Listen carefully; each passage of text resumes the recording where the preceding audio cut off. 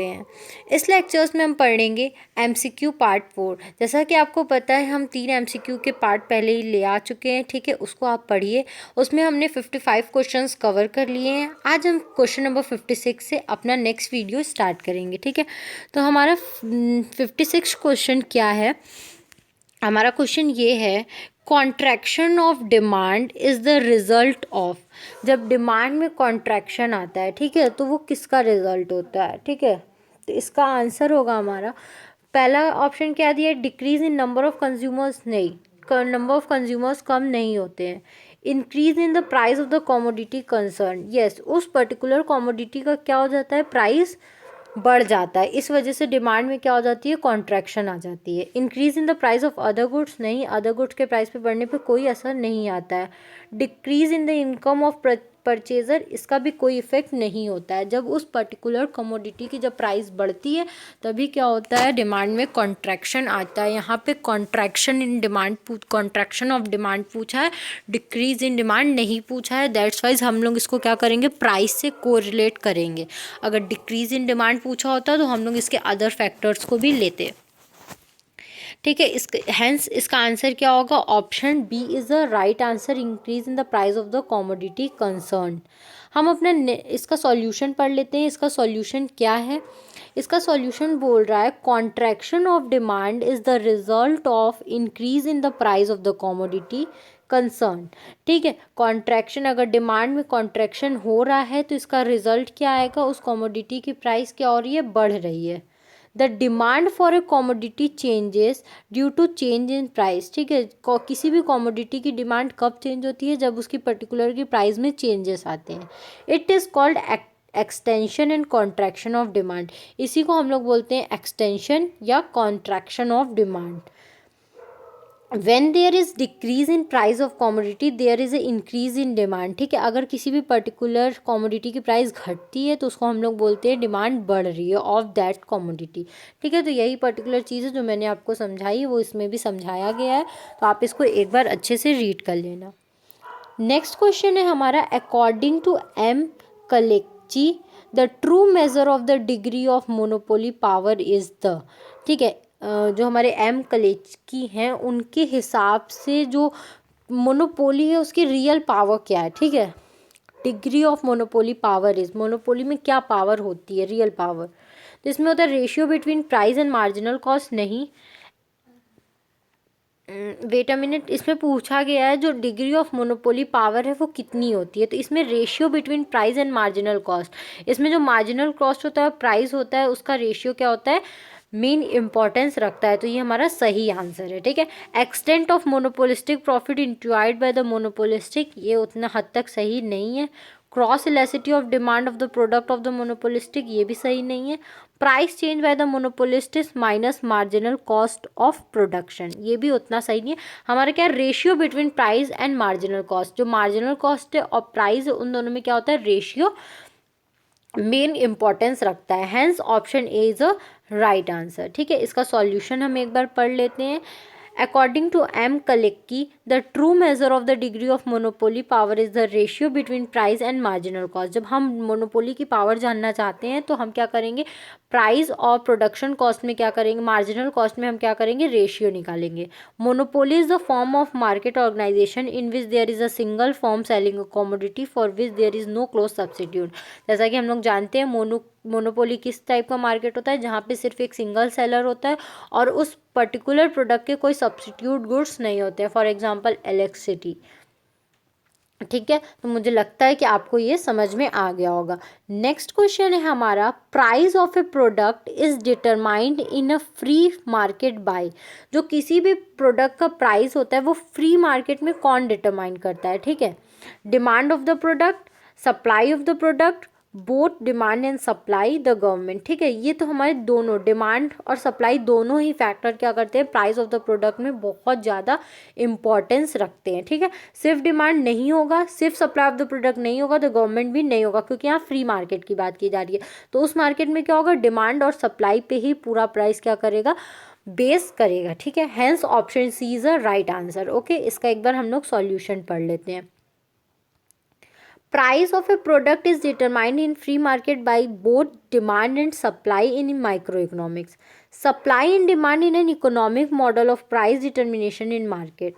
It postulates that holding all else equal in a competitive market, the unit price of a particular good or other traded item such as labor, liquid financial asset will vary until it settles at a point where the quantity demanded at a current price will equal the quantity supplied at a current price, resulting in an economic equilibrium for price and quantity transacted. ठीक है, तो इसमें वही बात बोली गई है जो मैंने आपको समझाया। आप इसको एक बार अच्छे से डीप में स्टडी करना, वैसे कोई ज़रूरत नहीं है, बस वही चीज़ें बताई गई है जो मैंने आपको बताया है। नेक्स्ट क्वेश्चन हमारा क्या है, when cross elasticity of demand is large positive number one can conclude that, अगर क्रॉस इलास्टिसिटी बहुत पॉजिटिव नंबर्स में ज़्यादा है तो हम उसको कैसे कंक्लूड कर सकते हैं, क्या बोल सकते हैं, the good is normal, the good is inferior, the good is substitute, the good is complement. तो उस पर्टिकुलर गुड्स को हम क्या बोलेंगे, हम लोग सब्स्टिट्यूट गुड्स बोलेंगे। ठीक है, नॉर्मल गुड्स नहीं बोलेंगे, इन्फीरियर गुड्स नहीं बोलेंगे, कॉम्प्लीमेंट्री गुड्स भी नहीं होता। वो गुड्स क्या होते हैं, सब्स्टिट्यूट गुड्स होते हैं। ठीक है, जिसमें इलास्टिसिटी ऑफ डिमांड बहुत पॉजिटिव होता है। ठीक है, तो hence option C is a right answer. इसका एक बार हम लोग सॉल्यूशन देख लेते हैं। When cross elasticity of demand is large positive number one can conclude that the good is complement. Two goods that complement each other have a negative cross elasticity of demand. As the price of good Y rises, the demand of good X falls. ठीक है friends, यहाँ पे देखिए आपके answer solution में क्या हुआ है, कॉम्प्लीमेंट गुड्स लिखा गया है। ठीक है, प्रिंटिंग मिस्टेक है, लेकिन हमारा आंसर क्या होगा, सब्स्टिट्यूट गुड्स ही होगा, क्योंकि सब्स्टिट्यूट गुड्स में ही हमेशा पॉजिटिव रिलेशन होता है। अगर आप कॉफ़ी का दाम बढ़ाएंगे तो टी की डिमांड बढ़ जाएगी। ठीक है, इसकी डिमांड पर्टिकुलरली तो दो गुड्स में जब पॉजिटिव रिलेशनशिप होता है तो उस गुड्स को हम लोग सब्स्टिट्यूट गुड्स ही बोलते हैं। ओके, नेक्स्ट क्वेश्चन है हमारा, all but one of the following are assumed to remain the same while drawing an individual demand curve for a commodity, which one is it? ठीक है, इसमें बोल रहा है कि सब तो नहीं, लेकिन हम किसी एक को अज्यूम करते हैं कि वो सेम है इंडिविजुअल डिमांड कर्व पे कमोडिटी के। ठीक है, for a commodity, which one is that, वो तो क्या है, तो the preference of the individual, उसके प्रेफरेंस है, नहीं प्रेफरेंस नहीं होता, हिज मॉनेटरी इनकम नहीं, the price of the commodity under consideration, yes उसके प्राइस को हम लोग मानते हैं। ठीक है, the price of other goods नहीं, इसको भी नहीं मानते। Hence option C is a right answer. Okay, इसके सॉल्यूशन को एक बार पढ़ते हैं। सॉल्यूशन क्या बोल रहा है, only price changes and all other like price of related goods, income, taste and preference remain constant while drawing an individual demand curve for a commodity। Question पूछा था सब तो नहीं, लेकिन अगर किसी सब हम कांस्टेंट रख के किसी एक के अगर चेंजेस करते हैं तो वो उसको हम लोग क्या चीज़ चेंज करेंगे, तो हम लोग price of the commodity change करेंगे। ठीक है, बाकी सब चीज़ हम लोग क्या रखेंगे, कांस्टेंट रखेंगे। नेक्स्ट क्वेश्चन है हमारा, which of the following is an essential condition of pure competition. Pure competition का सबसे एसेंशियल पॉइंट कौन सा है इन सब में से, large number of buyers and sellers नहीं, होमोजेनियस प्रोडक्ट नहीं, फ्रीडम ऑफ एंट्री नहीं, एब्सेंस ऑफ ट्रांसपोर्ट कॉस्ट, वहाँ पे ट्रांसपोर्ट कॉस्ट अवेलेबल नहीं होती है। Hence option D is a right answer. Okay, तो इसका राइट आंसर है हमारा ऑप्शन डी। नेक्स्ट है हमारा, इसका सॉल्यूशन पढ़ लेते हैं। इसका सॉल्यूशन क्या बोल रहा है, absence of transport cost is an not an essential competition condition of pure competition. If the two condition of pure competition are fulfilled, there can be no question of monopolistic control. In perfect competition friends, तो इसमें हमारा पूछा था कि कौन सा part pure competition का essential condition नहीं है। ठीक है, तो मैंने इसमें गलती से मैंने नॉट नहीं पढ़ा था, तो इसका एसेंशियल कंडीशन हमारे एब्सेंस ऑफ ट्रांसपोर्ट कॉस्ट, ये कोई भी एसेंशियल कंडीशन नहीं है। बाकी तीनों, large number of buyer seller, homogeneous product, freedom of entry, ये तीनों ही हमारे क्या एसेंशियल कंडीशंस है, लेकिन एब्सेंस ऑफ ट्रांसपोर्ट कॉस्ट ये एसेंशियल कंडीशन नहीं है। Hence option D is a right answer. ठीक है, इसका सॉल्यूशन हम पढ़ लेते हैं। Absence of transportation cost is not an essential condition of pure competition. ठीक है, there is a no question of monopolistic control in perfect competition, a part of the absence of monopoly. Some other conditions are also as essentials like free entry and exit, absence of transport cost, perfect knowledge. ठीक है, जो हमारा absence of transport cost होता है वो pure competition का बहुत ही essential part नहीं होता है, क्योंकि जहाँ पे मोनोपोली ना हो वहाँ पे और भी बहुत सारी क्या होती है, एसेंशियल कंडीशंस होती हैं, एसेंशियल पार्ट्स होते हैं, जैसे free entry and exit, absence of transport cost and perfect knowledge. ठीक है, नेक्स्ट क्वेश्चन हमारा क्या है, in market equilibrium supply is vertical line, then downward sloping demand curve shift to the right, then okay. ठीक है, इसमें बोल रहा है जब मार्केट इक्विलिब्रियम होता है जब सप्लाई वर्टिकल लाइन में होती है. ठीक है, वर्टिकल लाइन में होती है और डाउनवर्ड स्लोपिंग होता है डिमांड कर्व. तो शिफ्ट जो डिमांड कर्व होता है राइटवर्ड शिफ्ट कर रहा है. ठीक है, sloping demand curve shift right. तो क्या होता है, प्राइस घटती है, price remain same, price will rise और क्वांटिटी राइज. तो इसमें क्या होता है, प्राइस बढ़ रही है. ठीक है, और डिमांड घट रहा है क्योंकि वो राइटवर्ड डाउनवर्ड स्लोपिंग हो रहा है. ठीक है, राइटवर्ड डाउनवर्ड स्लोपिंग हो रहा है, इसलिए क्या हो रही है, जब प्राइस बढ़ती है तो डिमांड क्या हो जाती है, उस चीज़ की घट जाती है. That's why price will be right, hence option C is a right answer. In market equilibrium, supply in vertical line, downward sloping of demand curve shift to the right, then price will rise. Okay. Next question है हमारा, इन market equilibrium supply in vertical line downward. ये हमारा same question है, repeat हो गया है. ठीक है, इसको बार बार समझाने की ज़रूरत नहीं है, मैंने अभी बताया. No explanation given for. ठीक है, वही ये प्राइस बढ़ेगा. ठीक है, फिर हमारा 64 question, if demand is in elastic, जो डिमांड है उस पर्टिकुलर प्रोडक्ट की वो इन इलास्टिक है, a change in the price, तो प्राइस के चेंज होने पे उस पर क्या इफेक्ट पड़ेगा. Will change the quantity in same direction, नहीं, इन इलास्टिक है. ठीक है, will change total revenue in same direction, yes, ये सही हो जाएगा क्योंकि जो टोटल रिवेन्यू वो सेम डायरेक्शन में ही क्या होगा, चेंज होगा. ठीक है, जैसा प्राइस चेंज होगा वैसा टोटल रिवेन्यू में चेंज आएगा. Will change total revenue in opposite direction, नहीं, सेम डायरेक्शन में चेंज होगा. विल नॉट चेंज रिवेन्यू, ये गलत है, total revenue. Hence option B is a right answer. इसका हम लोग एक बार सॉल्यूशन पढ़ लेते हैं. इसका सॉल्यूशन हमें क्या बता रहा है, इसका सॉल्यूशन बोल रहा है, if demand is in elastic, a change in the price will change total revenue in same direction.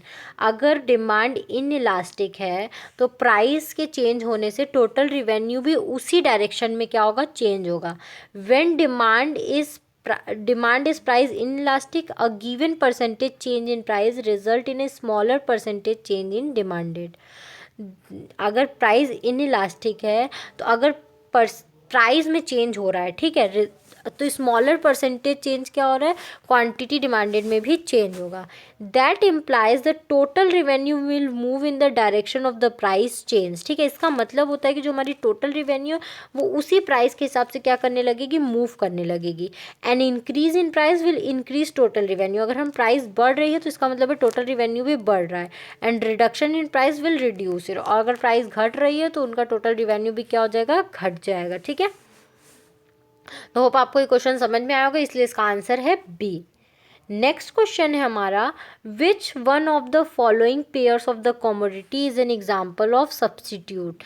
इसमें से ऐसे कौन से पेयर्स हैं जिसको हम लोग सब्सटीट्यूट गुड्स मानते हैं. तो ये तो आप ऐसे ही बता देंगे, tea and sugar, tea and coffee, pen and ink या शर्ट एंड ट्राउज़र. आप बताइए कौन से सब्सटीट्यूट गुड्स हैं. तो यहाँ पे सब्सटीट्यूट गुड्स हैं टी एंड कॉफ़ी. ठीक है, अगर इसका दाम बढ़ेगा तो इसका डिमांड कम हो जाएगा और इसका प्राइस बढ़ेगा तो इसका डिमांड बढ़ जाएगा. ठीक है, मतलब पॉजिटिव रिलेशन होता है सब्सटीट्यूट गुड्स में. Hence option B is a right answer. Okay, इसका एक बार हम लोग सॉल्यूशन पढ़ लेते हैं. इसका सॉल्यूशन क्या है, इसका सॉल्यूशन है, tea and coffee pairs of commodity is an example of substitute. This is a negative relation as it true for all pairs of good, that is a complement. ठीक है, मतलब इसमें ये बताता है कि इनमें क्या होता है, अगर एक का दाम बढ़ रहा है तो दूसरे की डिमांड बढ़ जाएगी. ठीक है, और एक का दाम घट रहा है तो दूसरे की डिमांड भी घट जाएगी. ठीक है, that's why option B is a right answer. Next question है हमारा, which one is the assumption of law of demand. Law of demand का इन सब में से अजम्पशन कौन सा है. Price of the commodity should not change, ये गलत है. ठीक है, प्राइस चेंज होती है. Quantity demanded should not change, ये भी गलत है. क्वांटिटी भी चेंज होती है और प्राइस भी चेंज होता है. Price of substitute should not change, yes ये हमारा अजम्पशन होता है कि हम मान के चलते हैं कि जो सब्सटीट्यूट गुड्स हैं उसके दाम में कोई भी चेंजेस नहीं आएगा, ठीक है। Demand curve must be linear, ये भी गलत है, ठीक है। Hence option C is a right answer. इसका हम लोग सॉल्यूशन पढ़ लेते हैं। Prices of substitute should not change in the assumption of law of demand. For example, if the price of Coke is decreased, then it will lead to fall in the demand of Pepsi. Even when the price of Pepsi has remained constant and Pepsi is close substitute of Coke, in the same way, if the price of Coke is increased, then it will lead to rise in the demand of Pepsi, ठीक है। यहाँ पे Pepsi और Coke का एक example दिया हुआ है क्योंकि ये लोग क्लोज सब्सटीट्यूट्स हैं, तो अगर एक का दाम घटेगा तो दूसरे की डिमांड में बढ़ सकती है, ठीक है। अरे मतलब दूसरे की डिमांड क्या हो सकती है, घट सकती है। इसलिए क्या किया गया है, हम अदर जो सब्सटीट्यूट गुड्स हैं हम लोग उनको क्या मानते हैं, रिमेन कांस्टेंट मानते हैं, ठीक है। हम लोग ये मान के चलते हैं कि उनके जो डिमांड में कोई भी असर नहीं आएगा, ठीक है। उनके जो सब्सटीट्यूट गुड्स हैं उनके में कोई चेंजेस नहीं आएंगे, ठीक है। नेक्स्ट क्वेश्चन है हमारा, what is the shape of the demand curve faced by a firm under perfect competition? perfect competition में कौन से, मतलब इसमें बोल रहा है कौन से टाइप का शेप आता है, डिमांड कर्व कैसा होता है परफेक्ट कंपटीशन में? Horizontal, vertical, positively sloped, negatively sloped, ठीक है। तो उस केस में हॉरिजॉन्टल होता है, ठीक है। इसलिए option A is a right answer. Because इसका सॉल्यूशन आप पढ़ सकते हैं। इसका सॉल्यूशन क्या है, the shape of the demand curve faced by a firm under perfect competition is horizontal. The demand curve faced by a firm is in a perfectly competitive market is infinitely elastic. Graphically this means that there is an horizontal light at the market price, ठीक है। इसका मतलब होता है कि horizontal graph बनेगा। horizontal का मतलब होता है इन्फिनिटी इलास्टिक है डिमांड उस चीज़ की, ठीक है। और horizontal लाइन होगा मार्केट प्राइस पे, ठीक है। इसका फिर हम लोग का नेक्स्ट क्वेश्चन है, 10 rupees is the equilibrium price of good eggs, ठीक है। 10 रुपीज़ है उसका इक्विलिब्रियम प्राइस का, गुड एग्स का। If government fixes the price at ₹5 और गवर्नमेंट ने क्या कर दिया, उसका प्राइस फिक्स कर दिया है 5 रुपीज़, तो क्या होगा, देयर इज़ क्या है, शॉर्टेज हो जाएगी, सरप्लस हो जाएगा, एक्सेसिव सप्लाई हो जाएगा, लॉस। उस प्रोडक्ट की क्या हो जाएगी, शॉर्टेज हो जाएगी, क्योंकि उसका इक्विलिब्रियम प्राइस 10 था, लोगों को सेटिस्फेक्शन 10 रुपये में मिल रहा था, लेकिन गवर्नमेंट ने क्या कर दिया, उसको 5 रुपये का कर दिया, तो लोग उस प्रोडक्ट को ज़्यादा खरीदेंगे, तो उस प्रोडक्ट की क्या हो जाएगी, शॉर्टेज हो जाएगी। Hence option A is a right answer, ठीक है। इसके सॉल्यूशन को आप पढ़ सकते हैं।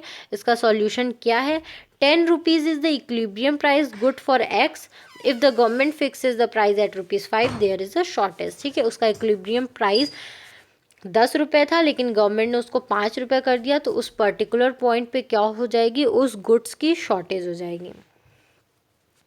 नेक्स्ट क्वेश्चन हमारा क्या है, a rise in supply and demand in equal proportion, ठीक है। उसकी सप्लाई बढ़ रही है और डिमांड भी क्या हो रहा है, इक्वल प्रोपोर्शन में हो रहा है, ठीक है। विल रिजल्ट इन, तो रिजल्ट इसका क्या आएगा, इन चारों ऑप्शन में से आपको बताना है। तो हम लोग एक एक करके ऑप्शन पढ़ते हैं। Increase equilibrium price and equilibrium quantity, नहीं ये नहीं होगा। Decrease in equilibrium price and increase in equilibrium quantity, नहीं ये भी नहीं होगा। No change in equilibrium price and increase in equilibrium quantity, जो इक्विलिब्रियम प्राइस है उसमें तो कोई चेंज नहीं आएगा, लेकिन जो इक्विलिब्रियम क्वांटिटी है वो क्या हो जाएगी, बढ़ जाएगी। Increase in equilibrium price and no change in equilibrium quantity, ये भी गलत है। मैंने बता दिया इक्विलिब्रियम प्राइस में कोई भी चेंजेस नहीं आएंगे, लेकिन जो हमारी इक्विलिब्रियम क्वांटिटी है वो क्या हो जाएगी, बढ़ जाएगी। Hence option C is a right answer.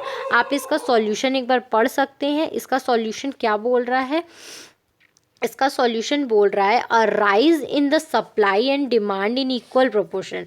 अगर डिमांड और सप्लाई एक ही प्रोपोर्शन में चेंज हो रहे हैं, बढ़ रहे हैं, will result in no change in equilibrium price, तो उसमें प्राइस में तो कोई चेंजेस नहीं आएंगे, बट जो इक्विलिब्रियम क्वांटिटी होगी वो क्या हो जाएगी, बढ़ जाएगी, ठीक है।